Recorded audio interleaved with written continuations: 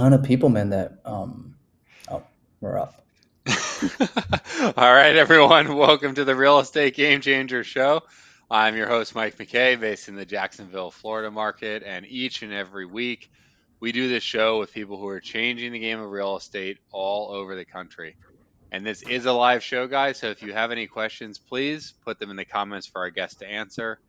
If you are in the Jacksonville area and you're in sales and you're thinking about getting into real estate, send me a DM on Instagram. We are looking for a salesperson to join our acquisitions team. This week on the show, we have a returning guest, Gonzalo Corzo. Gonzalo, welcome to the show. Thanks, Mike. Thanks for having me. For sure, man.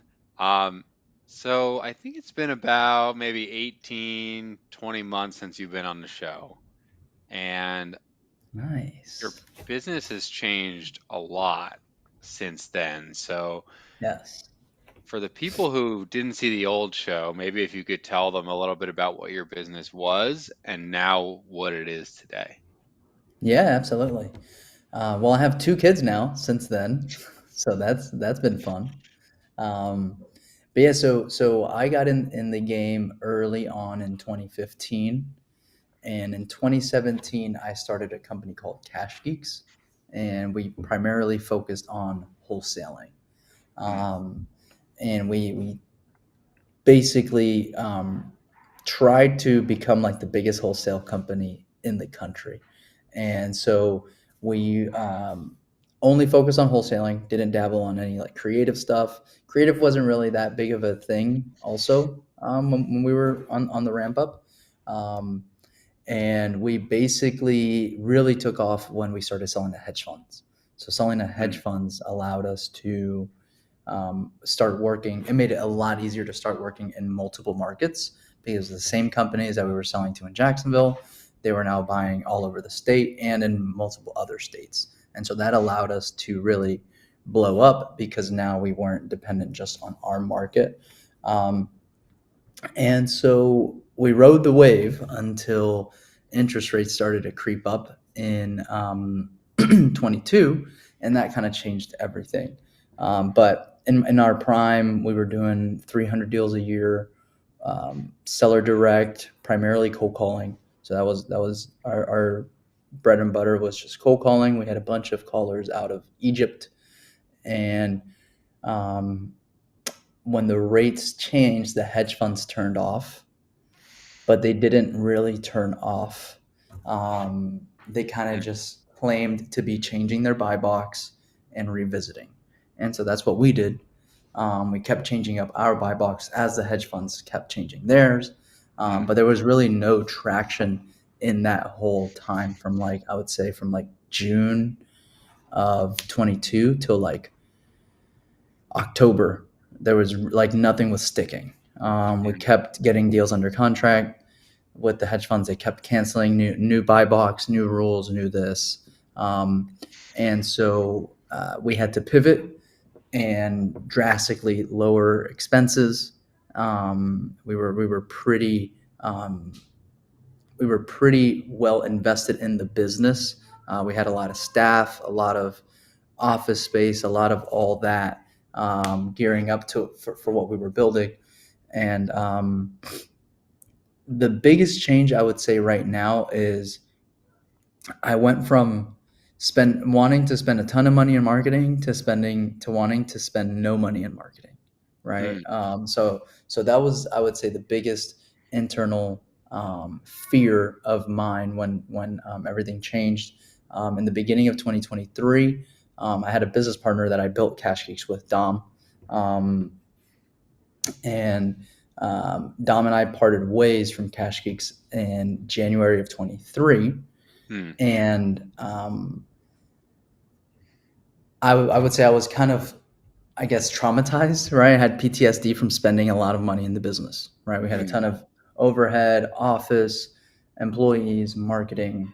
Um, and so I was, I guess, had some PTSD from that. So I was like, all right, I want to cut as many expenses as we can, Hmm. um, and figure out what we're going to do. And I would say 2023 was kind of like a transition year for me and the team. We were trying to find our identity again. Like what is it that we do? Who are we? And I would say that came from not wanting to immediately jump into redoing what we had just done, Mm, right? Um, and there was a lot of figuring out, now that I have all this business knowledge, all this real estate knowledge, what can we do? What should we do going forward? Um, and that turned into, how do we make money in real estate without spending money in marketing? Right. mm, That kind of sparked that. And with my business partner now, Hayden joined the team in Cash Geeks in 2020, mhm, and he basically ran our JV department. So our JV department had zero market spend, right? mhm, All just working with other wholesalers. And it was never our core business, but it was always like a little thing that we had going on on the side. And mm, when we wanted to spend no money in marketing, that kind of became our go-to lead gen, right? And that's what we've been doing. So because of that, what we realized is not every deal that we get from a wholesaler is easy for us to JV on, right? mm, Um, because they'll either find their own buyers, or just the spreads don't make sense anymore if we're getting involved, right? mm, And so, with us wanting to do less volume but keep revenue good, we transitioned into doing some flips. So we had done a handful of flips in 22, um, and they went pretty decent. But that was the exposure. The first time I started flipping was in 2022, and mm, Hayden had been flipping since like 2017, mm, 2018, something like that. And so um, when Hayden joined Cash Cakes, I'll never forget. He was like, "All right, I'll join the team, but I need to be able to do flips on my own." And I was like, "Well, we're a wholesale company. That's really not a conflict of interest, right? So, do your thing." And he uh, he would just crush it on the side with the flips. And I was like, "Dude, we got to like kick us in on the next one." So then we started flipping with Hayden, um, but we did it, very sporadically. And mhm, now, with having less expenses, less employees, you don't have to turn and burn deals as much. And so we saw that the way for us to do less volume but make just the same amount of money, if not more, is doing flips, right? mm, And we saw that there was a lot of fear in the marketplace. A lot of flippers were, I mean, I lost some money on some flips at the end of 22 and beginning of 23, right? So that was a lot of what was going on in 23. And so we capitalized on that, I would say, on some opportunities, but we were still scared of the mm, market, right? We were new to flipping, learning the constraints of flipping, because there are cash flow issues, there are money issues with flipping, mm, um, and it's not the same as wholesaling, right? But you don't really think about it until you start doing a bunch of flips, and now you have a mm, bunch of debt service that you have to pay. And so we ran into some cash flow restraints in 23. And in 24, beginning of this year or end of 23, we said, okay, if flipping is going to be our thing, we need to restructure the way we're going to do flips. We need to get better at project management. We got to get a badass mm, realtor. Um, we got to figure out how we're going to deal with cash flow, because if we're going to be doing a lot of flips, mm. your monthly spend now becomes hard money. Um, and Yeah. so um, that forced us to partner up with flippers that I had been selling houses to for years. They were actually doing the construction for us on our flips, and Mm, then we decided to, um, during like 22 and 23, they didn't really want to do a bunch of flips, so they started doing construction for other flippers. mm, And then end of 23, it was funny because they hit us up and we hit them up kind of like at the same time, of like, they're now ready. They have more peace of mind in the marketplace now that they're ready to start flipping. They're mhm, like, we've been doing these flips for these investors, and we make the contracting fee, but their houses are selling. So we're ready to start buying again.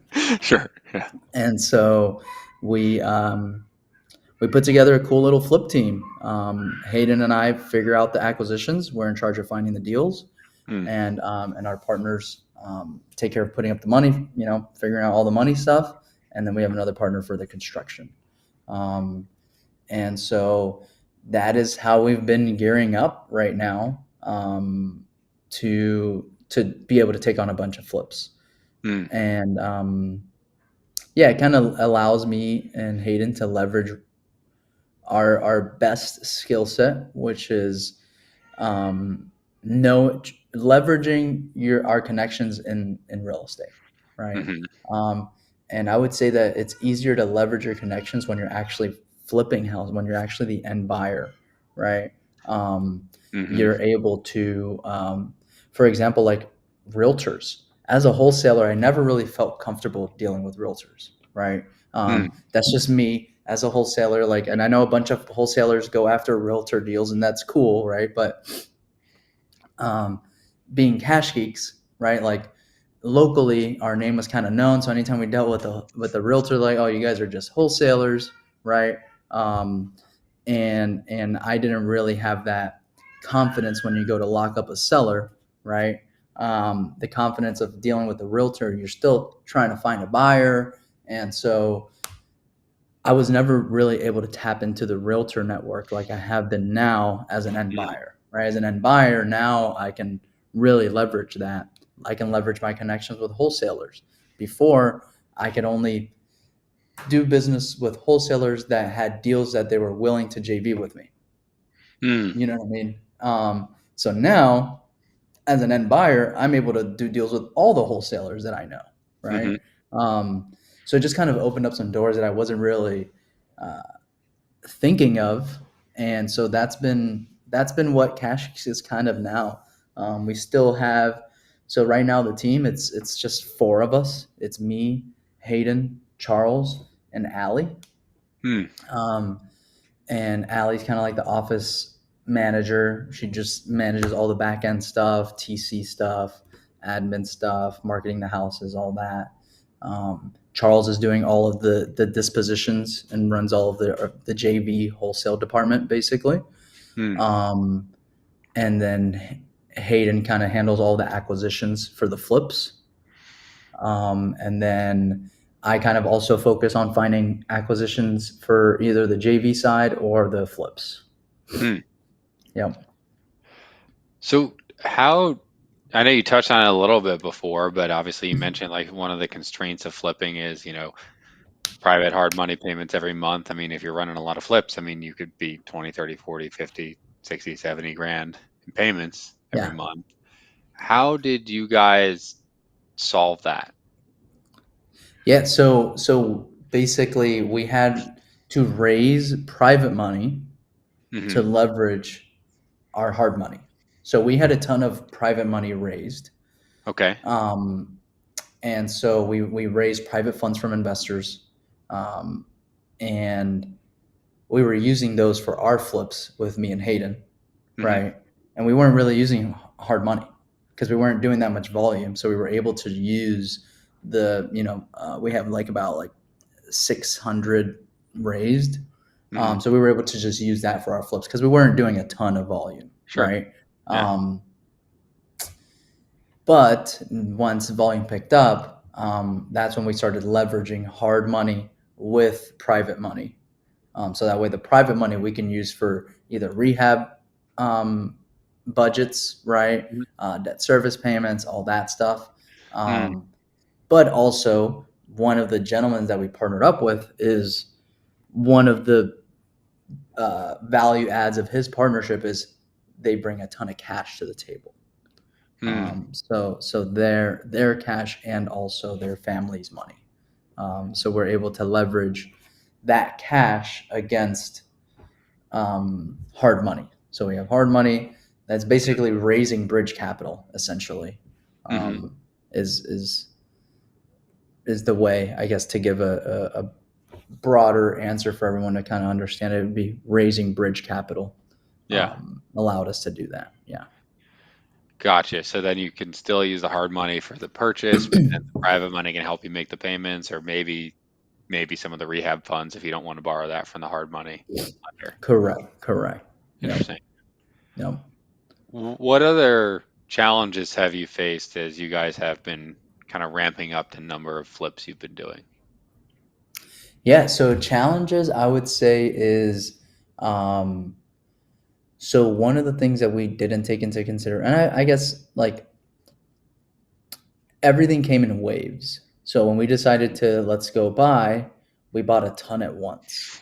And so that was not ideal. And so we basically saw that we had to pace ourselves with the buys as the business systems and processes kind of got developed, right? So that was an internal challenge that we had to figure out. Another internal challenge was so like our rehab partner, he's very aggressive with construction. What I mean aggressive is he wants to put a roof on the day of closing, right? Like he doesn't want to waste any time. Mm-hmm. And so with us giving a ton of projects, there was a lot of decision making of like, okay, do we staff up to knock out these projects quicker, or do we just let a house sit for a little bit while we get to it? Mm-hmm. And so that was kind of a balance that we had to figure out because you can try to pace the buys, but as you know, buying from your network, you kind of got to buy when the deal comes up, right? Yeah. If a wholesaler sends me a deal and I close on it and I say, "Hey, send me the next one," right? As soon as he sends me the next one, if I don't buy it, he's going to call his other VIP buyer, then he's going to call that buyer the next deal, right? And so you kind of just got to take them as they come. Mm. Um, and so that was one of the things where like we were trying to pace the buys, but as opportunities would come, we had to take them down, right? We got to capitalize on the opportunity. Mm-hmm. So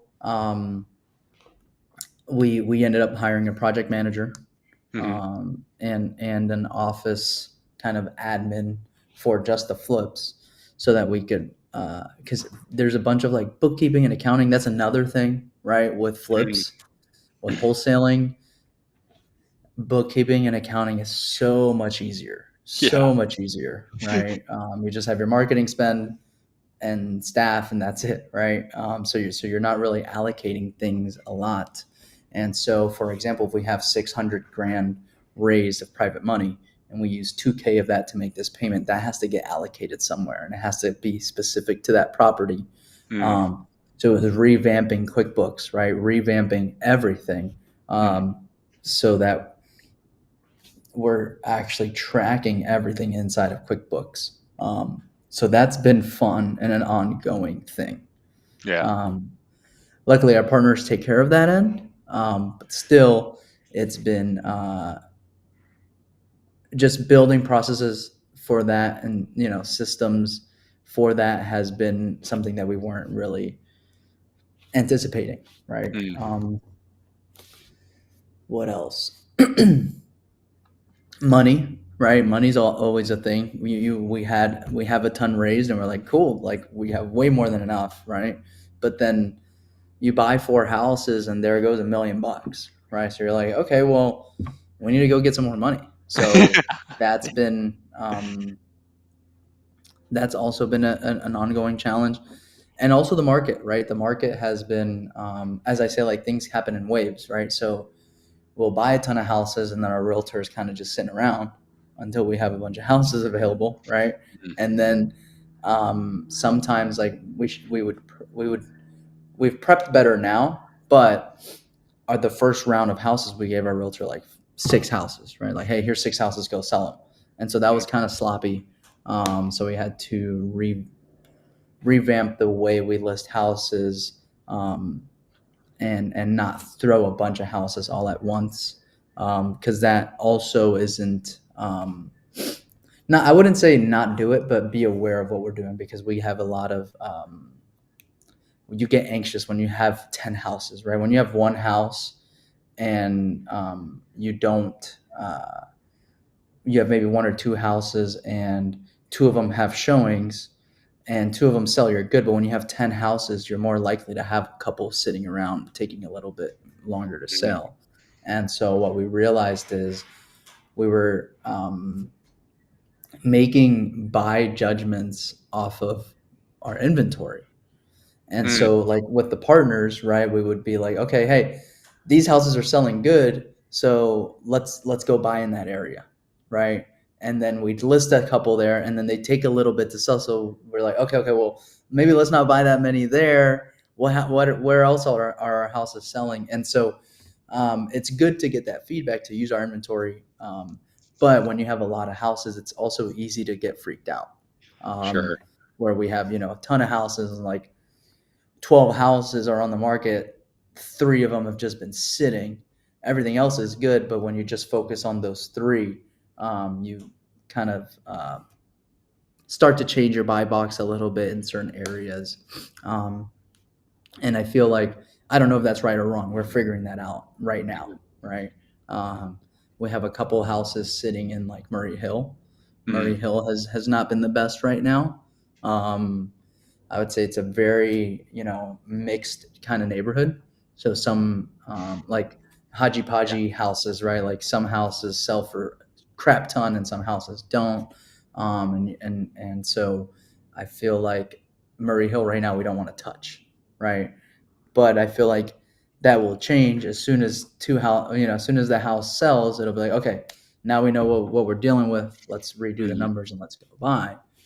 So we're trying to figure out if that's good or bad because it is dictating how we feel.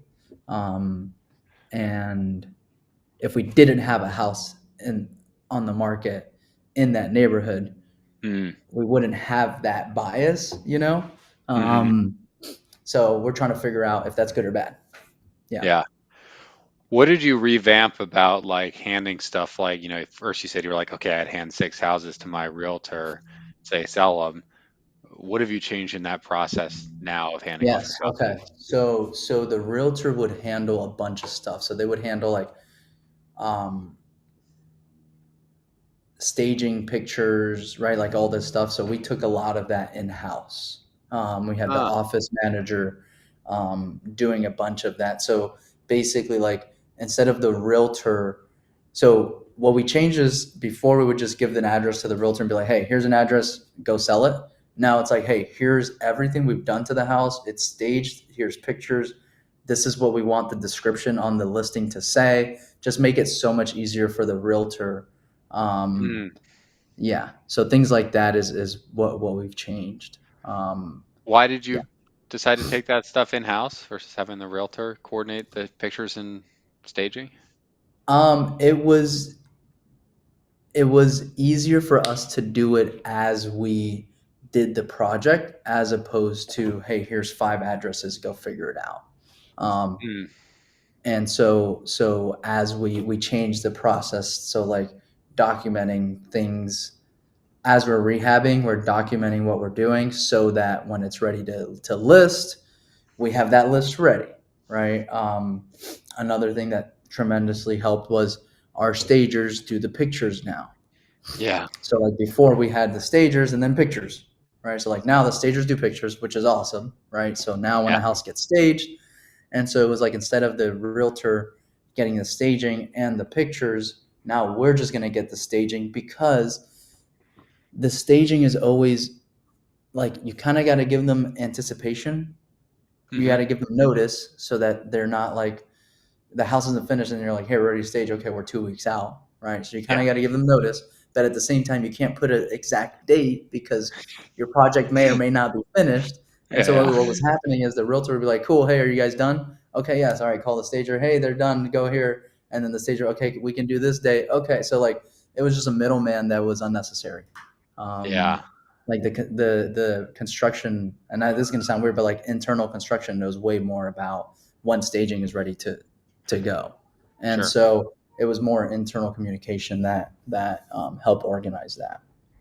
I do think that's interesting, the thing that you mentioned as well, that you keep a list of what's done to the house as it's done, and then you can kind of give that to the realtor because I do feel like in our business, we handle the staging and pictures in house, but then I'm not great about keeping that list. And then a lot of times the Right. first 5 questions from the realtor are like, "Hey, was the HVAC done? Was the X Correct. done? Was it repiped?" I'm Correct. like, "Oh man, that's like a big Yes. time saver if you're just like, hey, here's what we did. These are going to be 90% of the questions you're going to get from your buyer." Exactly. Exactly. Yeah. Yeah. Yeah. Um, so yeah, so little things like that have really helped, but it's been learning the retail space, right? Like we'll Mm, boost some houses on social media. So we've kind of like and really? our partners take care of this. So I really don't know the exact thing that we've been doing.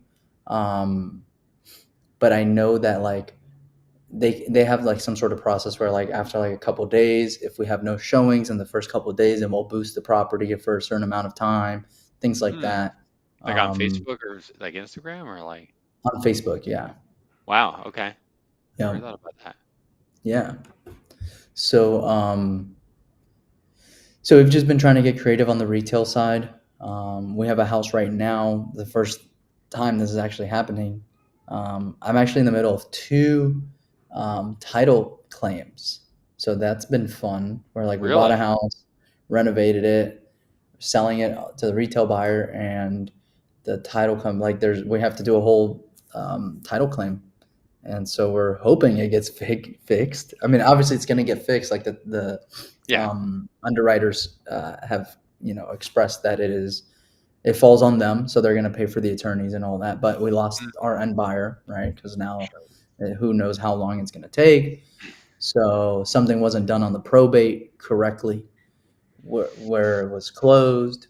So they Hmm. have to kind of like reopen probate. So yeah, so we're figuring that out, and then I have another house, not a flip, luckily, because I don't know what's gonna happen. Like with the retail market, like it's scary because things change all the time, Yeah. right? Like right now, I think there should be some action because of retail, because the rates went down, right? Hmm. Or there's talks about the rates going down, so I think a lot of people are gonna be trying to buy. Um, but also like this year has been super like dealing with investors. You don't really feel the seasonality of real estate, you know what I Hmm. mean? And on the retail market we do, right? Like spring break super slow, a week before school starts super slow, things, Yeah. you know what I mean, like things like that. So we've been experiencing on the retail side where we didn't really think about it, right? Like, hey, we listed a house right before Fourth of July weekend, right? Like probably shouldn't have done that. We should have waited, so that's not sitting for a week, right? Yeah. um, but the seasonality of the retail space has been something new to us as well. Yeah. That's been interesting. Yeah. What is you? I know you mentioned you like guys have brought on a project manager. So like, what's the role of that person in this whole operation? Yeah, so the project manager, so to be honest, I don't have the exact answer to that. I know that so we're three partners, and one of them is back office admin money. The other Mm, partner is construction, and then me and Hayden are acquisitions. mm, So the construction guy is who really oversees the project manager. But one of the big things for us is just eyes on all the houses every day. And every so, day. Okay. yeah, every day. Once you have, um, like I said, our construction partner is very aggressive when it comes to rehabs. That's the only thing he can control, right? He can't control at what price we buy a house. He can't control at what price we sell the Hmm. house. But what he can control is how quickly we renovate the house and the quality of renovation. Hmm. And so for them, time is everything. So we actually figured out a way to even do private. You can do private city inspections. Um, so you don't have to wait for the city inspector to come out. It costs more money, Sure. but you can hire like a private inspector for the city, things like that. Hmm. So um, eyes on the houses every day is like the biggest thing. Hmm. Um, yeah, and then meeting city inspectors. That's the second thing that's you don't want just any contractor meeting or any sub meeting with the city inspectors. And you kind of got to know how to deal with the city inspectors, right? Like Sure. you got to know what the A to Z is before you're getting with the home inspector, so you can know, hey, point out these things. Maybe we don't want to point out these things, right? Things like that. Yeah. So I would say that those are like the biggest things where like the partner can't be everywhere at once, right? Like if he has Mm. um, city inspections, like if the city calls you and they're like, hey, we're gonna go inspect, Third Street tomorrow at 5, you can't say no, get another date because I can't be there, right? Yeah. Yeah. You kind of got to just take it, right? Like we're not going to reschedule that because it could be another week, right? And then you fail that permit, and then you got to redo it, and then it takes another week to get them to reinspect and all this, because we're doing a lot of like bedrooms or bedroom conversions, 3 bedrooms to 4 bedrooms. We're doing a lot Mm. of adding bathrooms, closing in square footage, things like that. So, Ah, okay. so we're pretty involved with the city on pretty much every project. Um, Gotcha. yeah, yeah. So I would say that it's been like eyes on every house, and meeting with the city inspectors. Yeah. How does that work with the private inspections that you were saying? So I'm not entirely sure how it works, but I'm pretty basically from what our partner has told us, there's like a list of approved vendors that you Mm. can hire from the city. And so it's like a third party vendor that the city has approved to inspect their houses. You Mm. have to pay them directly, and Mhm. then they will sign a letter and say, hey, I've inspected this, and the permit's good. So you pay them directly. Now you don't have to wait for the city inspector to get to it whenever he gets to it. Mm. Yeah, So they're just quicker and there's a little more control on time because you're paying them, obviously, so they're a little more inclined to correct. work on your schedule versus Exactly. there's just I'll get Exactly. there when I'll get there. Correct, correct. And they're also like easier to work with while you're at the house, right? Like the city just has a process, right? So they're just like, cool. Doesn't matter if you can show me right now. Like I have to take the notes and I'm out, going to the next one, right? So like they're easier to work with when it's the same, because sometimes like the city inspector also, it's not the same guy, right? So like one Mm. guy will come out, look at the permit, cool. Then they got to come back out, and then it's a completely new dude. So now we got to re-explain what we're doing. You know what I mean? To kind of Uh, highlight the things that we did do and things like that. Or like one inspector will come and say, "Oh, that's good," and then the other inspector will come and say, "Oh, well, you missed this." And like um, mm. with your own inspections, there's a little more control in that as well. What's your kind of target turnaround time on a full renovation? I would say 30 days, Wow. 30 days. Yeah, 30 to 45 days. It depends on if we're adding a bathroom. So adding a Mm. bathroom is, um, that's the one that takes a little bit longer, because now we Mm. have to pull a building permit, plumbing permit, things like that. We have to get drawings depending on where we're adding the bathroom stuff. And so, um, if we're not adding a bathroom, dude, I mean, our construction guy is crazy. So Yeah. we just did a fire damage house, and he's almost done with it.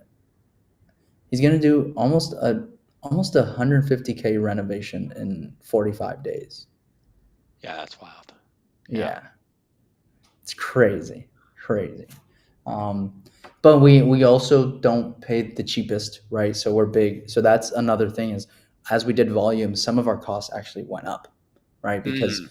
um, you before you can just use the 2 guys in a truck because you got one project going on, but if you're Yeah. using them on 6 projects, you can't really count on them to knock out all 6 in a timely manner because they have other projects going on, whatever. So we had to start using in certain trades, right? We had to start using certain vendors that maybe cost more, but we know they're going to show up on time.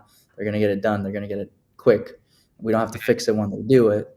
And we can give the roofing company 20 roofs if we don't have that kind of inventory. But if we had to give somebody 20 roofs right now, they could knock it out, right? We had to get 20 ACs, they could knock it out.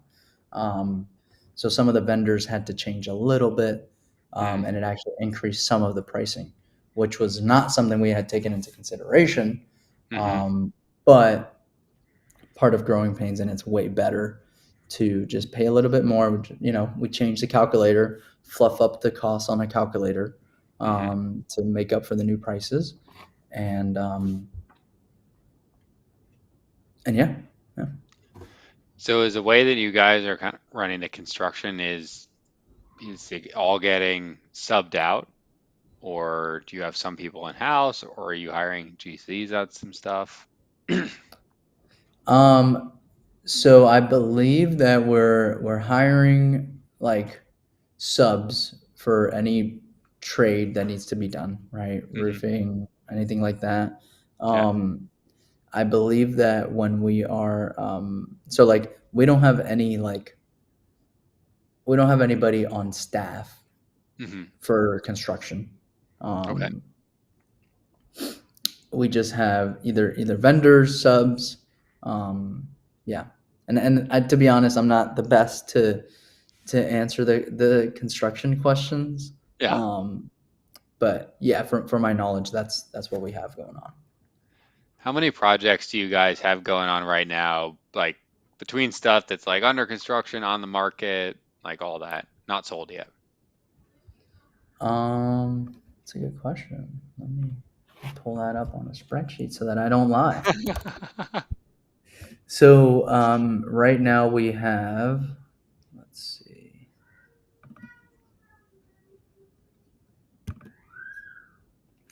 one, two, three.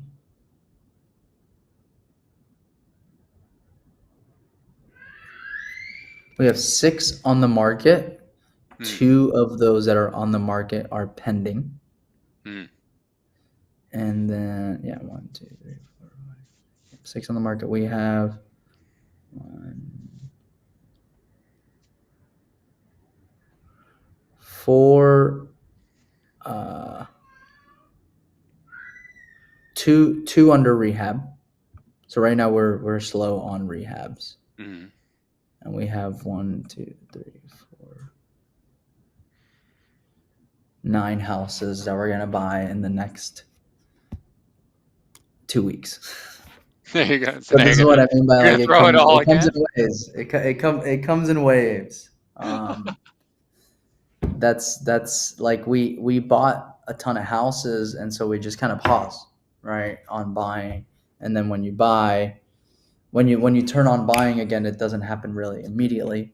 Hmm. Um, but yeah, we threw on a bunch of houses at once on the market, and then from that we decided to kind of let's slow down a little bit on the acquisitions while we figure out what's really selling, what's moving, what's not. Um, and so we took in the summer we kind of slowed down a little bit of buying, Hmm. for like 2 months, and then we've picked it up in the last, I would say, the last month we've kicked into gear on buying. Hmm. I don't know. It's also felt like we weren't getting that many deals from our network as much. So I don't know if it was just like a market thing or if everybody was chilling in the summer. Um, but yeah, it felt like I just got a deal today from a wholesaler that we had bought like 5 houses from in like 60 days, and then Hmm. we just didn't get anything from them for like 2 months. Huh. um, yeah.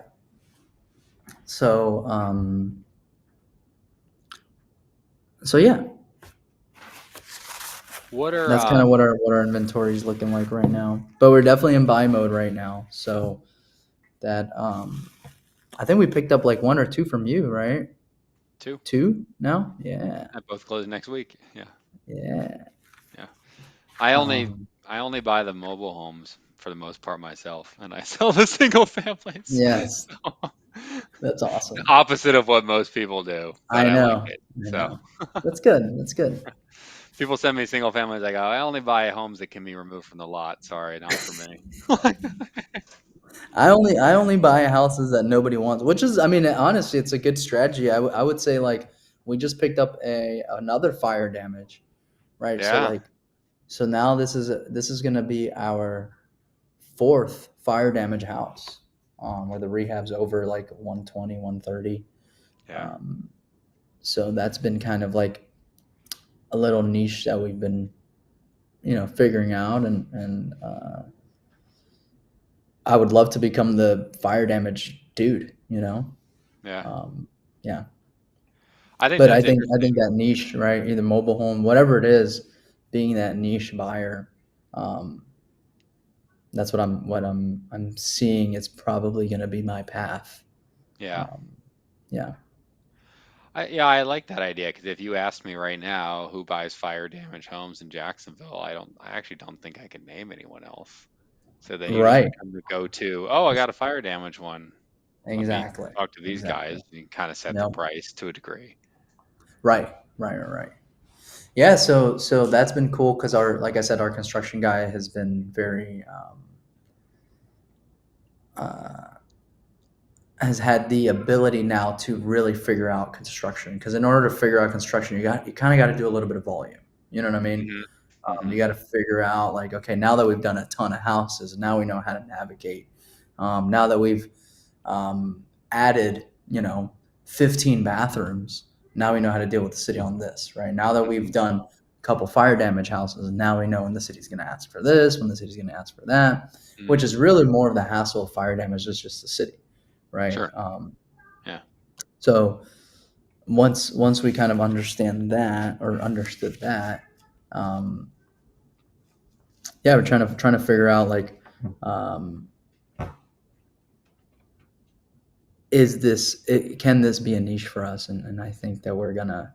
Um, the hard part is like finding fire damage houses where, because like fire damage, like the rehab's always like 150 grand, Yeah. right? So it's kind of hard to find a $250,000 house or under that would make sense, Yeah.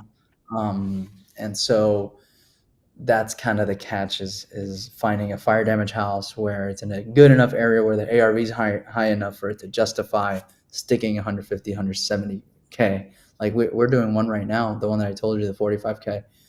It's I want to say it's like a 200K scope of work, dude. Yeah. That's a lot. It's a 400K house, like Still a huge scope 450, of something work. like that. Yeah. But 200 grand, yeah, like it's a lot of work. Yeah. So I believe in the niche Yeah. for sure. What are some other systems or processes or hires that you've had to put into place in order to be able to scale up the flipping operation? That's a good question. I would say processes wise, with flipping, it's a lot more systems and processes as opposed to staff. Mm, Um, okay. so on really the only staff that we have, and we are still heavy involved, right? Like me and Yeah. Hayden don't have a staff in the acquisitions. We're the you know what I mean? Like we're the acquisition guys, and then our construction guy, he just has, or our construction partner just has a project manager, Hmm. and that is turning into a just a project fee. Like we had the project manager on full time, but then we Hmm. realized like it kind of goes in waves, and Mm, so we converted the project manager into a true just per project manager, if that makes sense, as huh. opposed to having him full time. So we transitioned that. Um, and then just really the biggest I would say is having a good back office. That's the most important part Interesting. is. And when I say Okay. back office, it's the bookkeeping, the accounting, and the tracking of the projects, which is kind of like construction, Mm, but it's not the actual construction part, right? It's like managing the behind the scenes of construction is mm, has been probably uh, the biggest need is QuickBooks. That's been the hmm. biggest thing.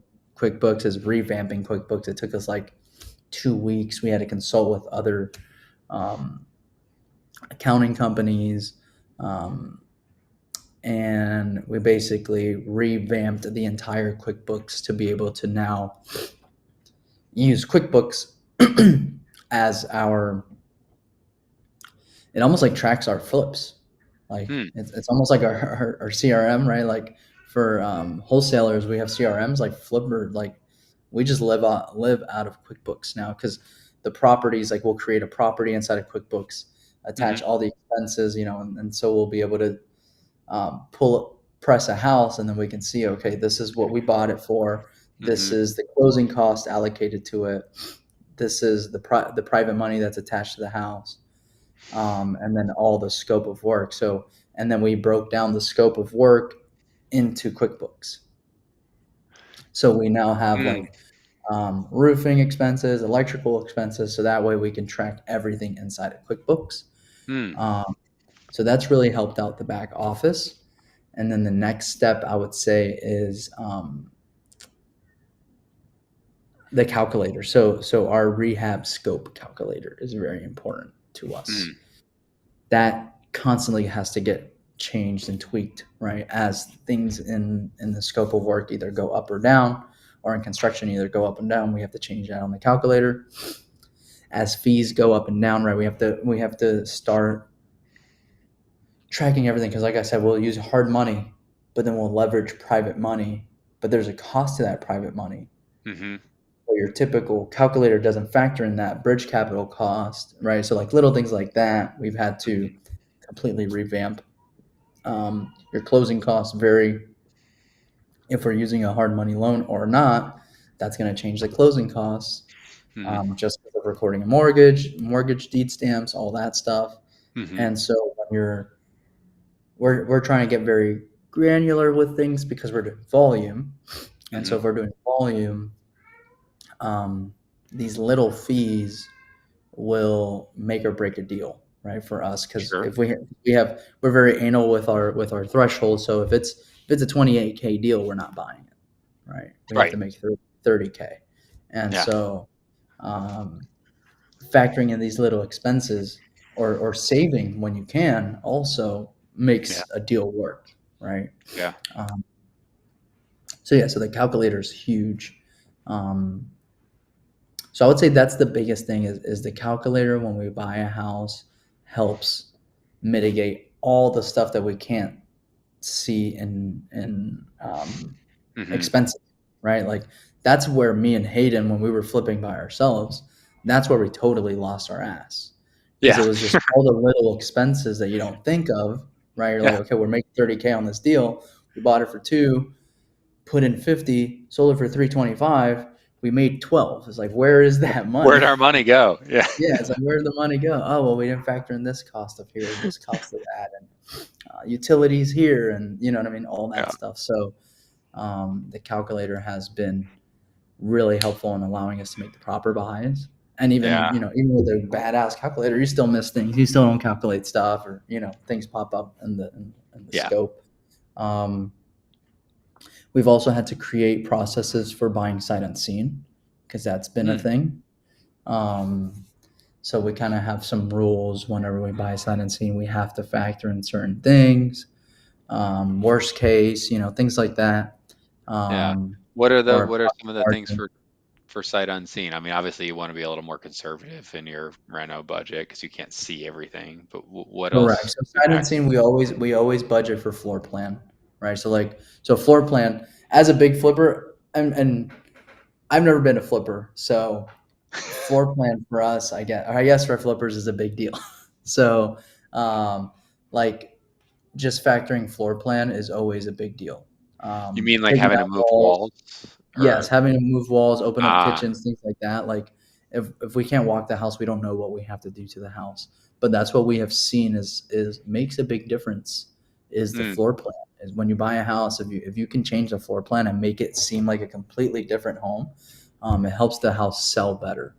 mm, Um, and so, opening up kitchens, opening up living rooms, things like that. It when we're buying sight unseen, we can't really do that stuff. And so we mm, have a threshold. Like I said, we always make 30K. mm, So with buying sight unseen, we have to make 45K. mm. Um, Sure. things Yeah. like that, right? And so honestly, the sight unseen deals always turn out to be awesome Yeah. because we're just factoring everything and Well, your and they still won't. competition's probably less on them too, because a lot of Correct. people Also, a lot now less are, competition. yeah, they Exactly. won't do it Um, anymore. Some people, a lot. right. Right. Yeah. Yeah. So we'll just be very conservative on those. Um, Another thing is um, like we can't see anything on the plumbing, can't see Mm, anything. So like sometimes there'll be no permits for plumbing, but if we're able to walk the house, we can see that, hey, some plumbing has been redone, right? mhm. Or the panel has been updated. Things like that, where if we can't see that in the pictures, we just have to budget for all that stuff. Yeah. Yeah. So, like, what is your, well, actually, a question before I ask that is, do you ever see yourself going back to sending out your own marketing? I do actually. Okay. Yes. I feel like it would be in a position. So basically, so something that I have set up right now with Charles, for example, right? Like Hmm. Charles is completely in charge of the wholesale department. Hmm. Um, so we've changed the way he gets compensated, Hmm. and he's basically like his own thing. So he's Huh. no longer dependent on me on bringing deals. He has to, he can source his own deals. He can do whatever, right? Mm. So it would probably be in um, some sort of fashion like that, right? Where like I'll put up the money for the marketing, and I'll just have somebody else run it. I Mm. get first dibs on buying the houses. We get first dibs on wholesaling the house, things like that, right? Like I haven't really thought too deep on it, um, but yes, it would be in some sort of de facto partnership with somebody. I think is um, right now what I'm thinking. If I ever were to get into marketing myself, it would be something like that. Yeah. Are you guys doing anything with your renovations or staging or anything like that that's a little bit unique to separate yourself from other properties just because there is so much more inventory on the market than there previously was? Um, Not necessarily. It's funny because we had this conversation of like, let's start doing unique things in the houses. Uh, But we haven't really, to be honest. Not that I am aware of. I don't believe we are. mm, I know that like all of our houses look the same. So I don't think we're doing anything too unique, right? Like if you look at all of our flips, they all have like the light blue door, front door, light gray paint, and then yeah, nothing really unique, man. huh. I would just say that the things that we are doing unique that you would see if you went to go look at all these houses, man, is just, and I know because I've done projects without these guys. And Mm, so like just the level of construction is, yeah. I would say, what we're doing unique. And that's probably not the best answer, but like just being able to walk into a house and feeling like this construction was done good, right? This reno was done well. You walk into the bathrooms, you can always tell in the kitchens and the bathroom, right? The backsplash looks Yeah. like crap. It's the tile is all ugly, even though it's brand new, right? It could look like it's renovated, but if you look at the quality of the finishes or the quality of the tile work, quality of the flooring, things like that, um, I would say that's something that we do right. Yeah. Yeah, our rehabs are probably a little bit more uh, expensive, I would say, than others. Um, but we just don't half-ass stuff. We don't Yeah. half-ass stuff, and I can say that because I've done rehabs myself where I have half-ass stuff, right? And so like Sure. I can Yeah. tell the difference when I walk into one of the flips that I used to do by myself versus these flips with these guys. Um, just different quality of rehab. So I would say I think that makes us stand out. I would say another thing is we're not super aggressive on ARV. Like Mm, some people are like, hey, our ARV's 300. Let's try selling it. Let's try listing it for 315. See what we get. Right. So like mm, we're not like that. If our ARV says 300, we'll put 299. Right. Like mm, let's put 299 and let's get it sold. Um, so I would also say that we're very realistic with our ARV prices mm, because with us doing volume, we're a little less. speed for us is more important on the deal, right? So like construction, let's keep the construction um, quicker and let's Mhm. sell the house ASAP, as opposed to let's take a little bit longer on the construction because we can save money if we do the construction. Um, we'll use this guy on the fence. It'll be cheaper, right? He won't be here for another 2 weeks, but we just got the fence done 1,500 cheaper. We got this guy that's going to do this. It's going to be slow, but we'll get it done, right? Or when Mhm. we list the house, hey, let's list for 315 and see what we get. So instead of just letting houses sit, uh, we will, or even just the city inspections, right? Like it Mhm. costs us money to get the rehab done quicker, right? Mhm. But we rather pay that extra, $1,000, $1,500, whatever it is we got to pay for the city inspector because they're not cheap. The city Huh. inspectors, yeah. Okay. So we're strategic on when we use them and stuff like that Sure. because they're not Yeah. cheap. But with that being said, for us, speed is way better also because of the market cycles, right? I would say me and all the partners in this flip business, we were all traumatized from Mm. not taking the bird in the hand, right? Like we Mm. were in a changing 2022 market in 2023, right? Like you could say F off to the buyer who wasn't paying full price, right? But there was a moment where it all changed on like, Mm. cool, no, we're not going to take your renegotiation. We're just going to throw it back on the market. And then you could have got this actually happened on one of our condos. Um, we bought a condo. We had like three offers. We did highest and best as soon as we listed it. Then we went under contract with one of the buyers. And then they asked for extension because as soon as we went under contract, like interest rates started to change. So then they needed to ask an extension, and they asked for an extension because of their financing thing. So we're Mm. like, cool, we'll give them the extension because they were highest and best, right? They were over ask all this. So we're like, cool, let's just let them extend.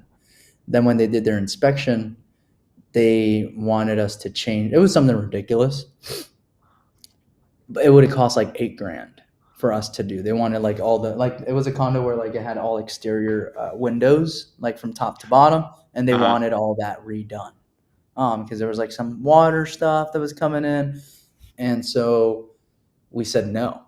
We're like, dude, there's no way we're gonna do all that, right? Um, so, and we didn't want to give them a credit for it, but we were already giving them a credit for other things. So we are like, let's just cancel the contract because we had two other buyers that are highest and best and all this. And then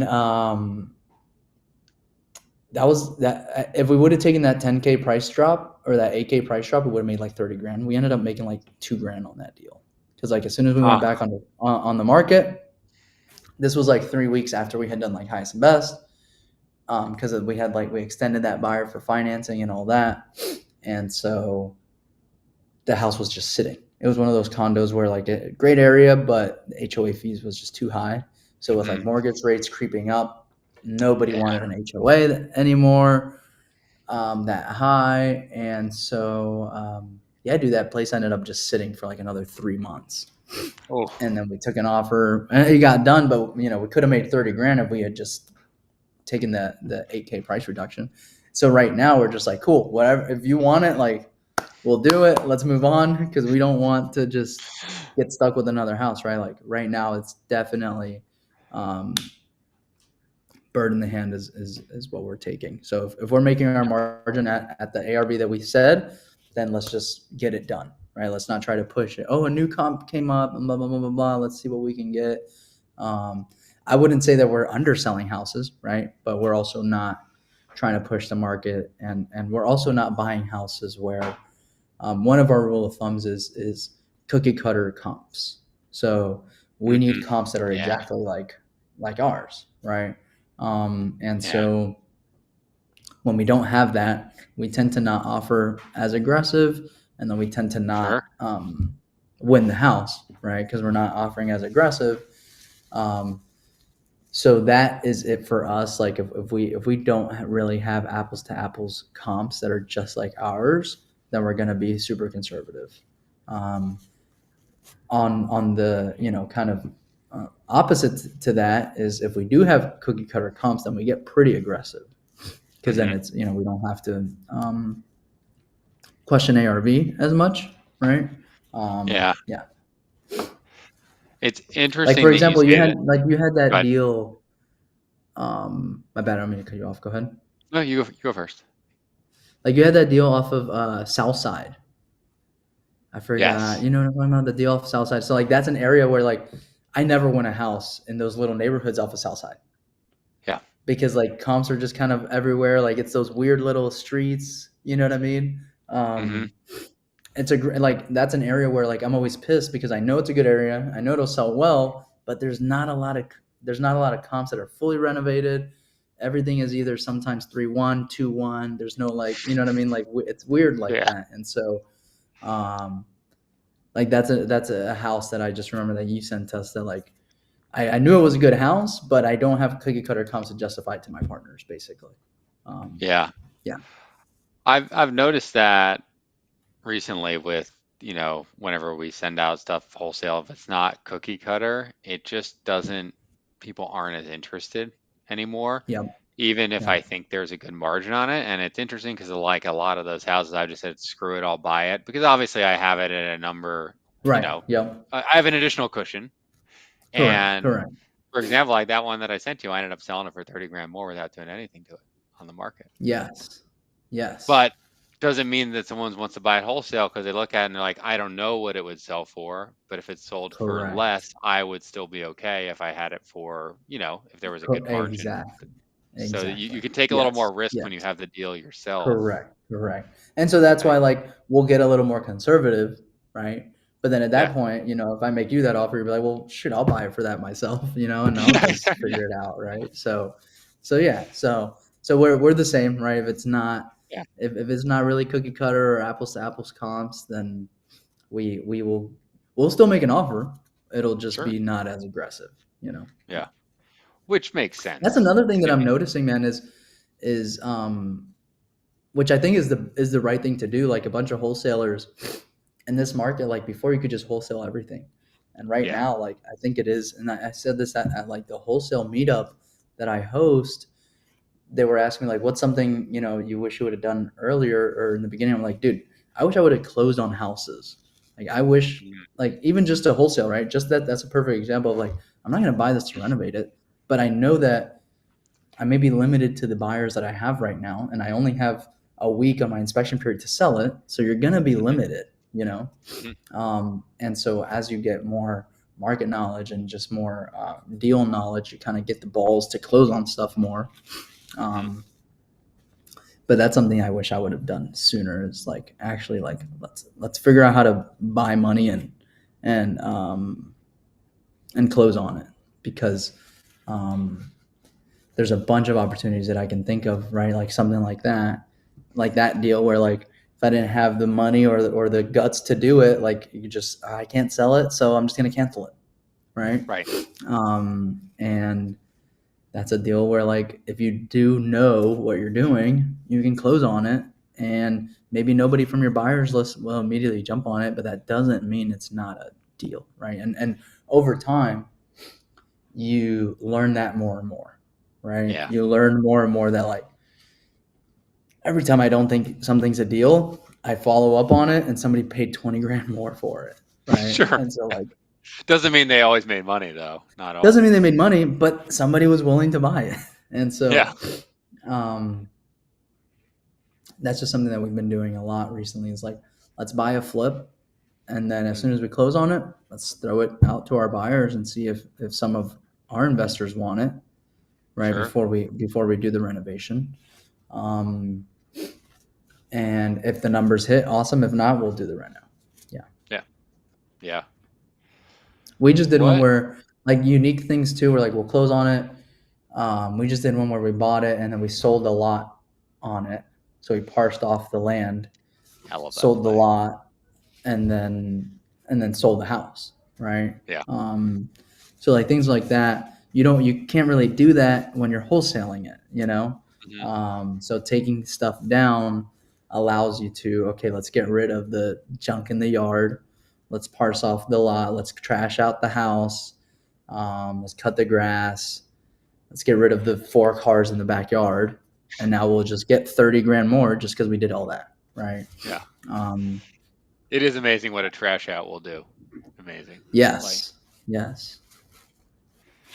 um, what's your vision for this new path for the next 3 years? It's a good question, man. I think that what I'm seeing in the marketplace and what I'm seeing that we enjoy doing is just working with our network. So, what Mm, I think we are becoming is so it started with working with other wholesalers, right? But now that we're working with other wholesalers, we're basically just selling deals for other investors. And so now we've also been having just other investors sell houses through us that are not wholesalers, right? Like, hey, I bought a okay. house, I bought a flip, um, Like they own it. I they own it, Yeah. Okay. and we'll sell it for them, right? Huh. And we've been charging like flat fees on certain things, um, Hmm. but I've seen that there is a huge demand now. Is you think of sellers when you think of sellers, you think of the distressed sellers that are the typical avatar, right? For what we think of for wholesaling.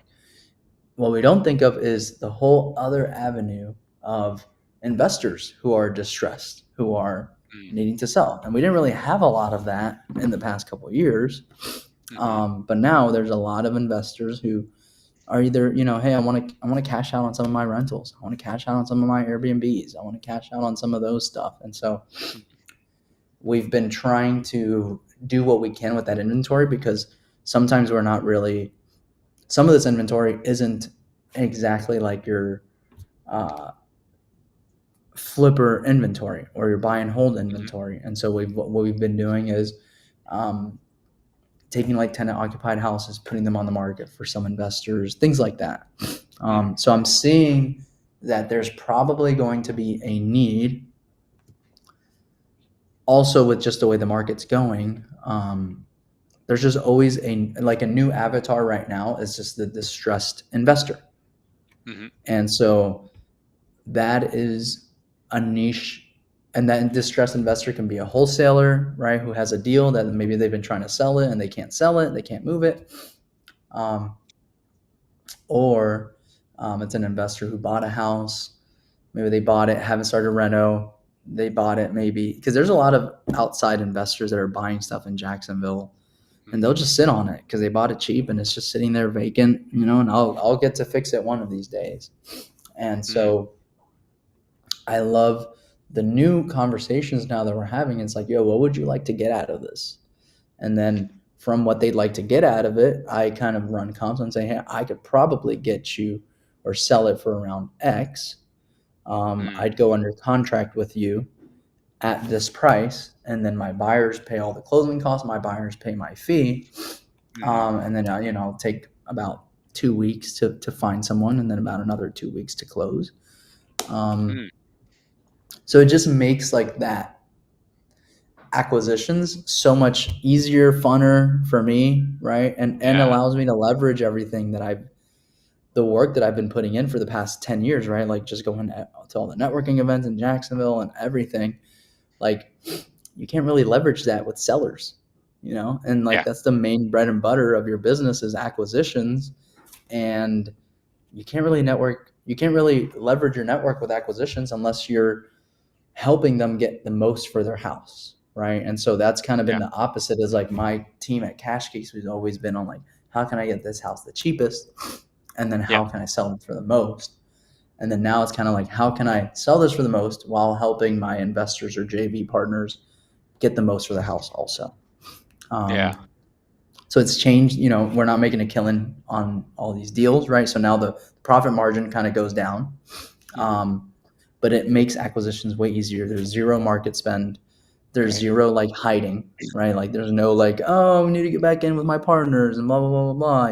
Yeah.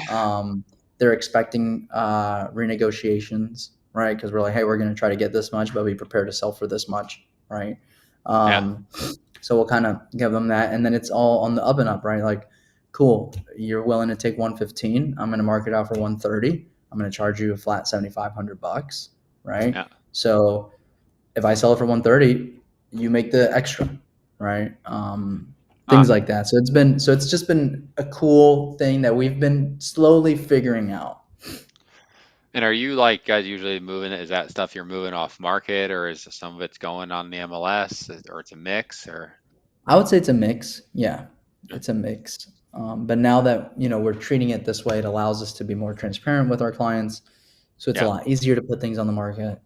sure. Um, yeah. What are you guys changing on the like retail disposition side? If you have changed anything, like how are you having your realtors approach the sales with the increased inventory of flips? Good question. Um, to be honest, I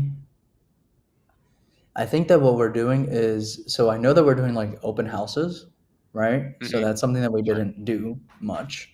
So we're doing like open houses. We're boosting the houses on social media. Hmm. Um, we're we're being very vocal about all the repairs that we're doing because we're seeing a lot of inventory creep up, but all the inventory is crap. Yeah. So if you look at the inventory that's out there, there's not a lot of inventory that's still like fully renovated, right? Yeah. New That's right. roofs, new kitchen, new bathroom, new this, new that, new electrical, new plumbing. So we're trying to highlight that as much as we can on Hmm. all of our listings, and we're trying to uh, like whenever we are and this is from my knowledge, right? I'm not all in the retail side, but I know that like one of the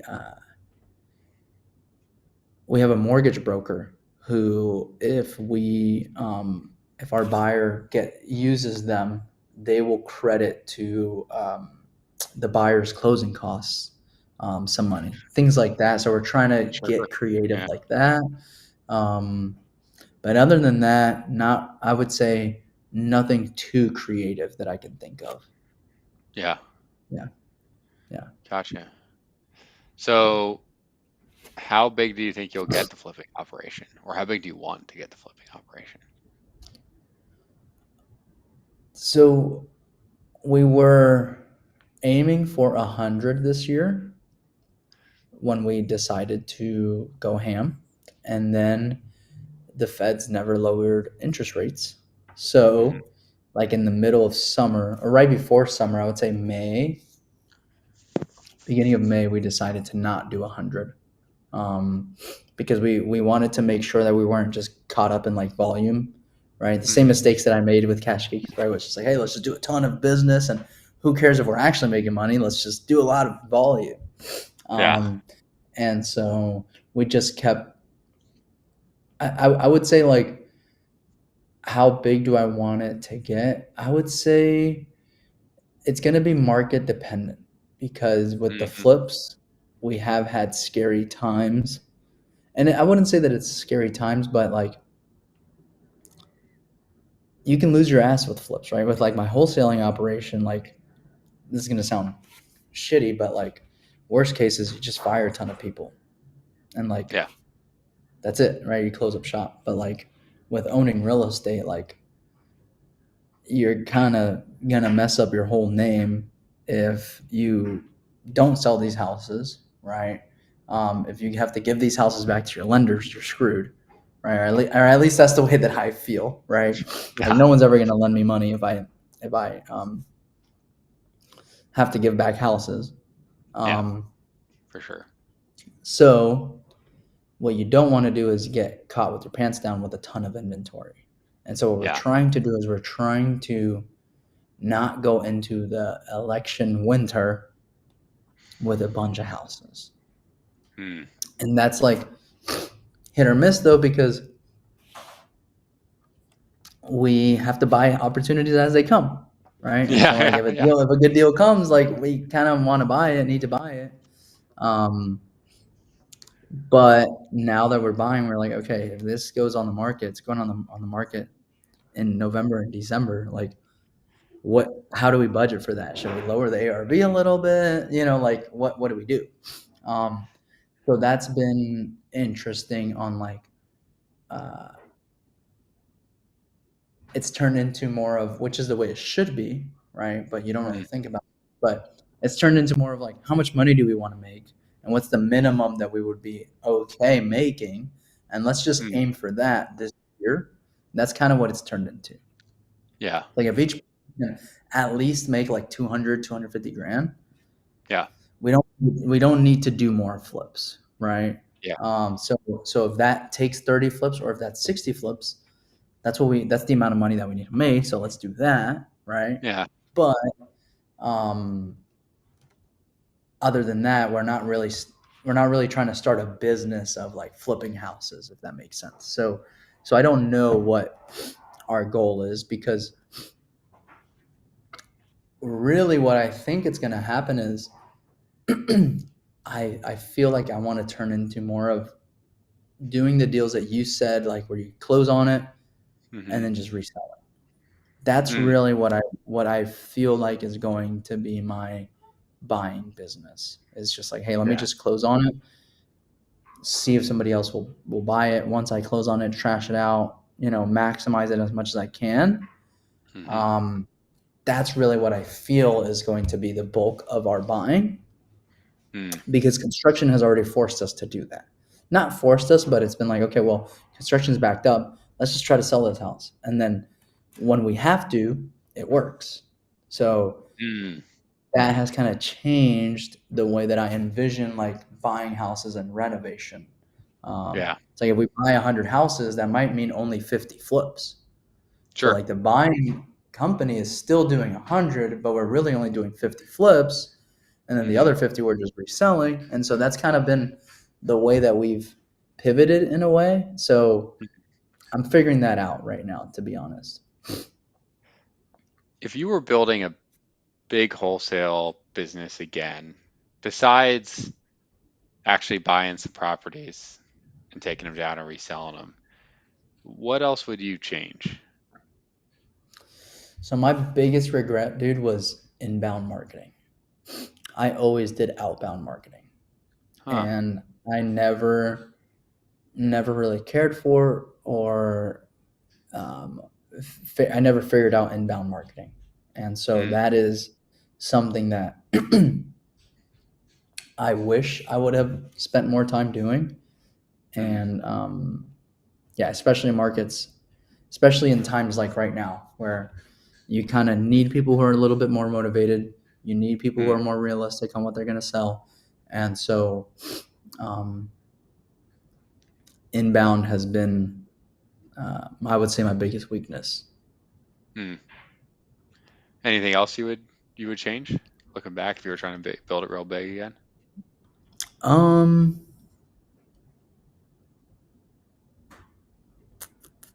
I don't know, man. I mean, I think that a true wholesale company probably needs to close on things.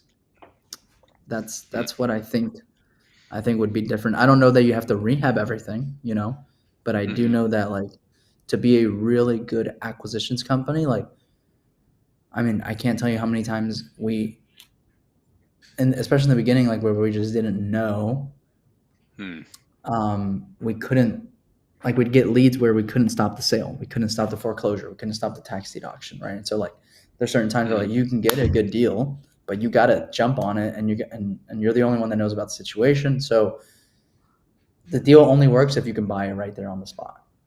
If mm, not, if you got to lock it up under contract, then go market it out to your buyers and do all this. Like, unless you have a really, really good buyers list, and your buyers have to be hot at that moment, right? Because you can have a really good buyers list, and then your sure. buyers are like, "Yo, I just bought 3 houses. Like, call me in 2 weeks, and I'll be ready to Yeah. buy." Right? Sure. Yeah. Um, so like you're kind of dependent on your buyers list at that moment. So I feel like for me, it would be taking down houses, inbound marketing, and then probably like commission only people. So I would Hmm. say like that's like we just always did everything W-2s. And Ah, so getting commission based like dispo acquisitions would probably allow you to scale effectively and efficiently where you're not spending all your money and needing to recoup as things come in. Like if the company makes money, awesome. If there's not that many sales, you're not spending a lot of money on overhead. So I would say like if I were to build it back up, I would probably do like heavy commission based sales hmm positions, inbound marketing, and taking down assets, taking down the houses to maximize the house. Um, yeah, yeah, cool. Well, we're getting close to the end here. And there's always two questions I yeah. like to ask at the end of the show. First is if you could go back in time, give yourself one piece of advice when you were looking for your first deal, knowing what you know now, what would you tell yourself? Hmm. Looking for my first deal, knowing what I know now. Um, this is gonna sound weird, but I would say lock it up and figure it out later. Like figure out the rest after you lock it Hmm. up. I didn't start really learning about doing deals until I started doing deals. You know what I mean? Like that sounds Sure. weird, but um, you don't learn until you have a deal under contract. And so Mm, like I don't want to say this or I hope I'm saying this the right way, but like use your first 5 contracts to learn real estate, not even to do your first deal. You know what I mean? And you'll mm, probably do your first deal, but like use your first like opportunities where somebody's willing to accept an offer. Like maybe you're too scared because you're not locking it up for the right price, or maybe they're giving you too short of an inspection period or whatever. Um, I would say like just lock it up and then start learning. mm. Yeah, good piece of advice. So second question I always ask is what is the craziest or most uncomfortable situation that you've ever experienced in a real estate deal? So I got one. This happened probably about a year ago. I had a couple guys that I was actually doing some coaching for, and they came down to hang out with me for a day. And I had to go kick out some squatters. So I was like, oh, why don't you guys come with me? So I brought like coaching students with me to go kick out some squatters. Oh my God. And when we go to the house, I didn't realize, but the house was like squatter headquarters for the neighborhood. So there was realistically 17 to 20 people there when I got there, and they Okay. were all just hanging out in the house in the backyard. Um, and the guy who was allowing us to access the house was like was like Captain Squatter, and he was like a family member of the lady who owned the house. So he was Mm, like Captain Squatter. His job was to help get all the squatters out, but um, there was multiple rooms where we went into the house where there was people just laying on the floors and in the beds, and they were like it was almost like they were dead, like they were just there on the floor or on the bed. It's funny, dude, actually. Warren has a video of this house also, so you should chat with Warren offline because Warren would probably still have the video. I'm sure. um, and Warren's like trying to wake up this dude, and he's just not getting up, man. And Warren is like banging on the dude, like, "Yo, wake up!" And the guy's just laying there. But but yeah, so I would say that was like the first time that I was like genuinely scared, because it Mm, wasn't like there was like 1 or 2 people. There was like everywhere we went, there was just like people all over the house. It was like a 2-story house. It was a huge house on the west side with the pool, yeah. and yeah, so that was fun. Yeah. Gotcha. Well, if people want to reach out to you after the show, maybe they have a deal in Jacksonville, they want to send you guys, see if you'd be interested in buying it. how can they go about reaching out to you? Yeah, so I would say best way is either to email me, Gonzalo at cashgeeks.com, or you can send me a text. My cell 941-993-9892. And I'd love to, either buy a house off of you, or if you need help moving the deal, I can move the deal also. Yeah, Cool. Well, awesome, man. Thanks for being on the show again. awesome. Yeah, thanks again, Mike.